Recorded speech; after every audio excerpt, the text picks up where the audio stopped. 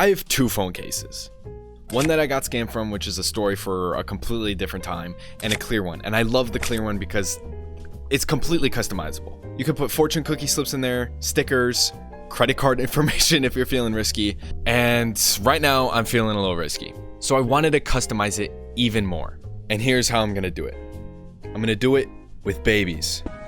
A friend recently turned me on to these Sonny Angel babies. Expensive plastic collectibles reminiscent of those old porcelain babies that you can find at antique stores. But these are better because they can stick to your phone case. And they're much more colorful, and they have so many themes and little hats, and you can change body parts out and stuff.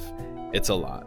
And I know nothing about these little shits, and I honestly gave them a bad rap at first. But I wanted to customize Mr. Lion over here. So here's what I did.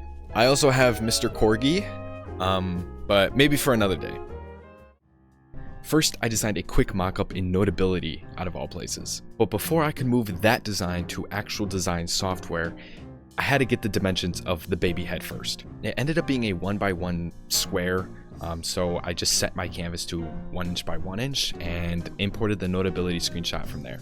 This took me a while to create, not because it was hard, but because I had so many ideas. I kept creating symmetrical patterns that reminded me of the Y2K tribal art tattoo kind of vibe. And I did eventually settle for that, but there was something about the asymmetrical designs I made that I absolutely loved. But after thinking about it, I came to realize that sometimes less is more. Sometimes. But after that design was completed and traced out, I printed it, cut it out, and I had a stencil to use now. However, before I could trace or paint or do anything, I had to sand. See, these guys are extremely smooth, meaning that typically paint won't stick well and Sharpies or permanent markers may smear. And I'd rather not find that out the hard way. So I went to this incredibly unorganized table and did some incredibly unorganized sanding. Got my sanding blocks and went to town. I took its baby butt and sanded it. Oops. Then I took its head and sanded it. Soon enough, I was left with a now perfectly scratched and rustic lion baby. Now on to the fun stuff. Good solid work. I started by taking my multiple piece stencil. Why is it in multiple pieces, you might ask? Well, it's pretty damn hard to cut a 1x1 inch piece of paper, even with the precision of an X-Acto knife. So if I cut it into separate portions, I thought I'd be able to layer it well, but that's not what happened. I actually 3D printed that bitch. Blender originally gave me some issues with the SVG file and modifiers, but don't worry, because I figured it out myself and without a YouTube tutorial. And after about 30 minutes or so, I was left with an actual stencil, not just paper. But I ran into an itsy bitsy problem. Stencil flat, baby head round. Working with small objects sucks. So I clamped its ass to the table, and then I was able to freely move the stencil around without the baby changing the proportions. I tested to see if pencil erased well, and it did, so I knew I was in the clear. Yet you might be wondering, if the pencil is fine, why worry about a stencil? And why not just draw it? And holy shit, you'd be right. That's exactly what I ended up doing anyways. The paper was just too hard to manage, and the stencil was just not accurate enough. Other than that, I had no other choices but to just freehand it. So I'll call my useless stencil a charm or something now. I don't know. But without further ado, it's time to color. I went over to my local craft store and got a red Sharpie, a red fine tip Sharpie, and a red paint marker. The paint marker was a Craftsloft, and I'm not a huge fan of Craftsloft, but for the job it was gonna serve, it was fine. The paint marker ended up being a little more saturated, a brighter red, which I preferred over the Sharpie, which was more of a matte finish and like a little bit darker. So I went with the paint marker for the majority of everything. I don't have any footage of me painting, but I do have a few pictures.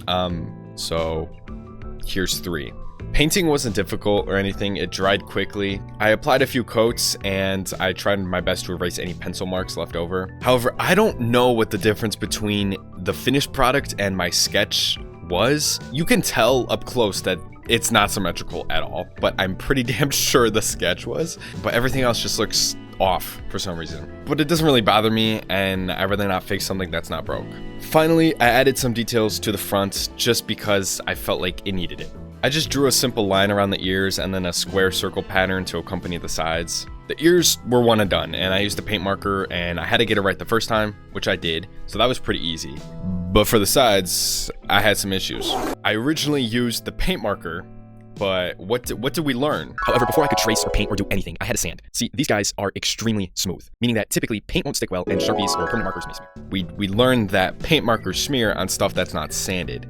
So I was left with pesky smears that were too small for a paper towel and a Q-tip with mineral spirits on it. Yet, they weren't small enough for a knife. So I scraped and scraped and eventually got the coat of paint off. I mean, now it's only really noticeable up close, but at least from afar, it doesn't look like everything is bleeding into one another. Much better if I do say so myself. Though some of you may be wondering why exactly I sanded the back. That's valid. And I was originally going to put a Bible quote on it, but it doesn't really fit the theme at all, so I wasn't going to do it. And for the head, I wanted to put a piece of yarn or a chain or something on it. I had these leftover Goodwill tags from when I went thrifting for some 70s pants for a 70s themed New Year's party, and I thought the yellow and green price tags might look cool. As if the baby was some sort of antique and I snagged it off the shelves and it cost $6.99, you know? Although a full tag would have looked cool, the baby was inevitably going on my phone case, and the phone case was inevitably going in my pocket, and I was not going to put up with it, like catching on stuff and possibly coming off. It was just going to be so annoying. I was playing around with the tag, I was doing some cutting, and I just happened to cut out one of the size, like a square XL little square. And it was basically perfect. The red and the yellow and the brown went so well together, and it was like the perfect size for the wings and the back. I was kind of like set, you know, and it covered up the previous scratch marks of the sanding mistake. It was amazing. So I took some super glue and I applied my little XL sticker very carefully. And honestly, with that, I think I'm pretty satisfied. And I'm gonna end my over explanation of my minimal customization now. Thank you for watching.